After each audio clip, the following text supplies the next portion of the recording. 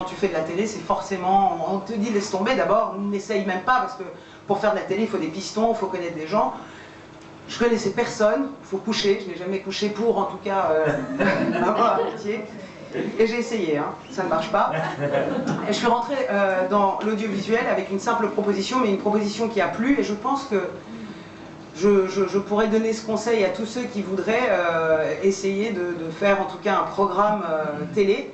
C'est simplement d'y aller en fait. Il faut marcher sur sa propre peur et proposer quelque chose qui présente d'abord de l'intérêt pour toi avant de penser à l'intérêt de l'autre. Parce que si ça ne t'intéresse pas toi, tu ne pourras pas intéresser quelqu'un d'autre.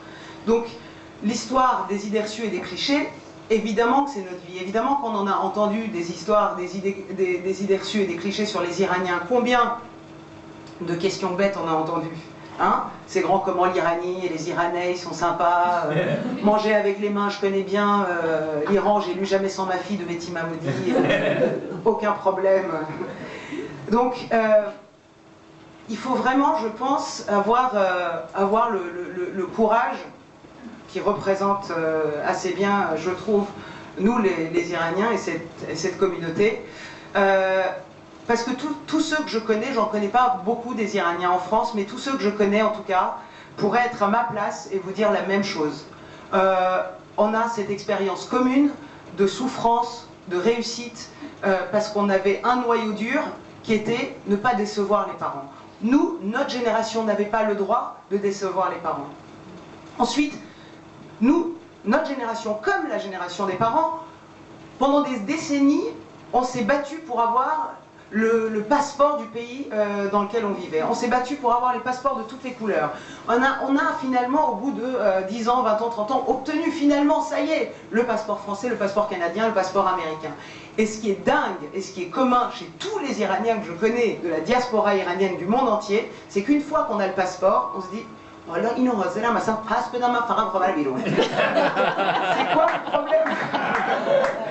C'est-à-dire quand ça a été tellement dur d'obtenir ce passeport, mais pourquoi? C'est-à-dire, mais au moins ne crachez pas sur ce passeport, essayez de retourner en Iran tranquillement.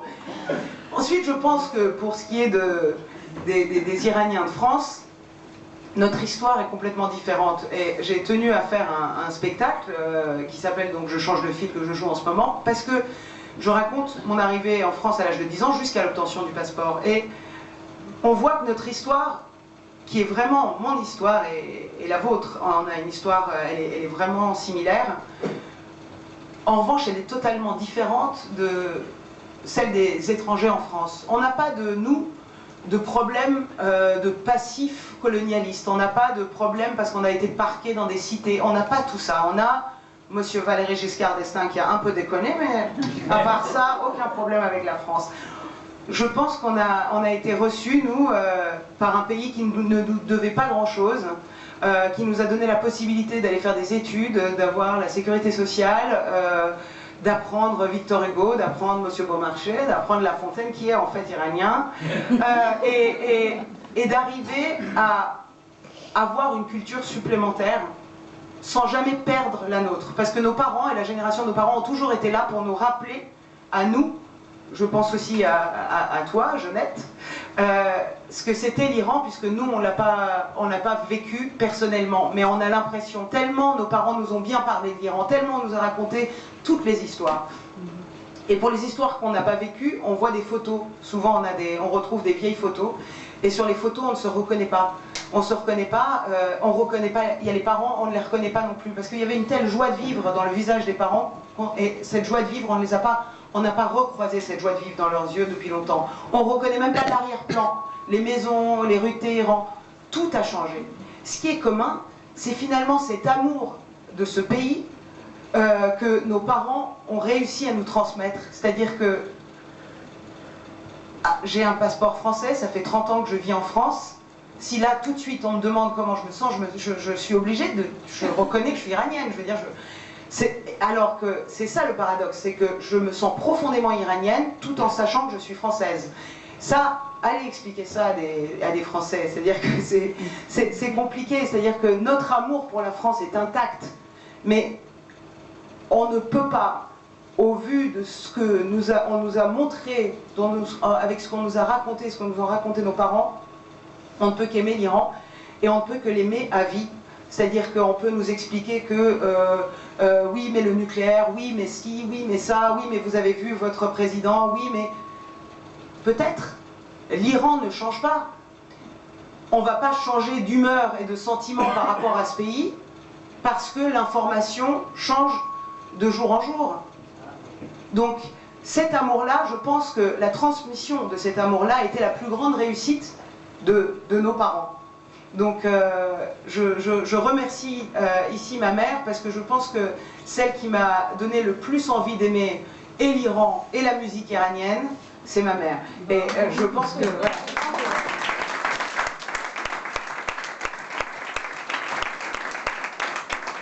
À peu près 80% de la musique que j'écoute, c'est de la musique iranienne. Et je dois dire que du haut de ce que je connais de l'Iran et de ce qu'on m'en a raconté, j'ai bien l'impression que ça nous ressemble pas mal. En fait, c'est bien ça l'idée que je me fais des Iraniens. Ça veut dire, dans toutes nos chansons, il y a de la tragédie, mais Babeshkan. C'est tout. Dimbali dimbal, mais tragique. C'est comme ça. Et je trouve que ça nous va assez bien. C'est-à-dire qu'on a un sourire affiché, un optimisme fulgurant, malgré toutes les tragédies qu'on peut avoir. Et le courage, ça, le courage qu'on a, et le fait de savoir que demain, tout ce qu'on a construit peut disparaître, mais c'est pas grave, parce qu'on saura le reconstruire, ça vient de la génération de nos parents. Donc je vous remercie tous. Et si vous avez des questions, n'hésitez pas.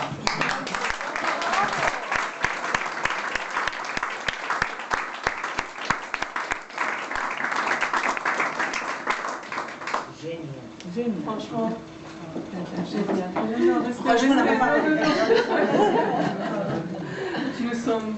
Nous sommes vraiment honorés d'avoir Sarah parmi nous ce soir. Vraiment.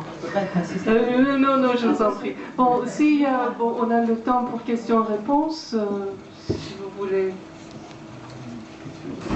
Non, il y a une chose aussi que je voudrais rajouter pour nos amis français qui sont dans la salle. Il faut arrêter de nous poser des questions sur le nucléaire, etc. Parce que non. C'est pas Non mais je vais vous dire pourquoi. La situation en Iran, Natanz, le détroit d'Ormuz, les questions géostratégiques, géopolitiques, on n'en sait rien en fait. On n'en sait pas plus que vous. Mais par fierté, on se sent obligé de répondre, du coup on dit des bêtises. Franchement, évitez-nous ça, quoi. S'il vous plaît.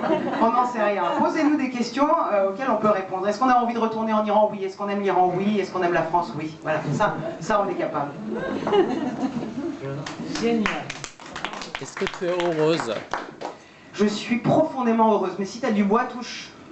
Bien sûr. Si tu n'avais pas réussi d'être si utile, si bien comme un artiste iranien, tu étais heureuse aussi? Alors d'abord, je ne me considère pas une seconde comme un objet de réussite, une illustration du succès iranien. Le succès, c'est pour moi vraiment la bataille des parents pour que les enfants soient élevés correctement ici. Que les enfants aient réussi, c'est la moindre des choses, c'est rien.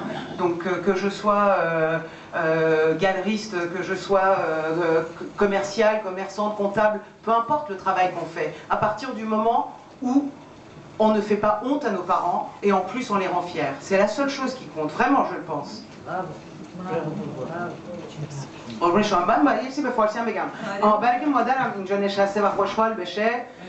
Je conclurai par cette phrase de Foulouf Farrokhzad. Oh, ey zendegi manam ke hanouz ba hame puchi az to labrizam. Voilà, merci.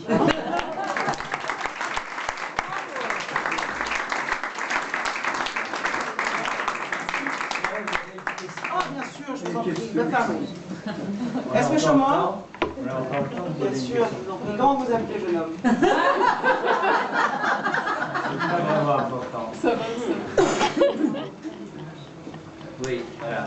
Vous êtes dissipé, déjà. Pourquoi vous avez été vache avec elle? Et ensuite, moi j'avais une vraie question. Alors, pardon. D'abord, je vais répondre pourquoi j'étais vache avec elle, parce qu'on est amis d'enfance, qu'elle était dans la même école que moi, qu'on était inséparables et qu'on avait la même moustache. Non, pas. Arrête, on l'a.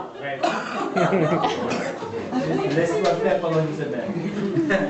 Et maintenant, ma question, sincèrement. tu parles de la fierté des parents, pour plaire aux parents, pour la fierté de notre peuple et tout ça, faire des choses qui leur plaisent, et nous là-dedans, l'amour propre. Notre amour propre, je pense qu'elle a été sacrifiée. C'est secondaire au vu des sacrifices que nos parents ont fait, je trouve. C'est dommage, peut-être que nos enfants ou la génération d'après pourra vraiment se consacrer à son amour, ses passions, etc. On n'a pas eu cette chance, on n'a pas eu cette occasion parce qu'on était trop concentrés à mettre tous les efforts qu'on pouvait faire, à surtout ne pas les décevoir et surtout à ce qu'ils soient fiers, parce que je vois vraiment et j'ai ressenti les efforts, la souffrance, la guerre, le fait de tout perdre, les gens, les histoires qu'on raconte. Enfin, c'est terrible ce que les parents subissent. Et ma mère, puisque mon père il a décidé de ne pas subir, il n'a pas supporté de tout perdre, lui il est parti vivre vite à Washington. Mais ma mère a tout porté. Toute la famille, tout le temps, tout le monde a travaillé 12 heures, 15 heures par jour dans sa boutique de fleurs 7 jours sur 7. Alors oui, je suis prête à sacrifier tout mon amour propre et tout ce que je voudrais dans la vie pour tout ce qu'elle a fait. Il se trouve que ça tombe bien, j'aime bien ce que je fais. Ouais.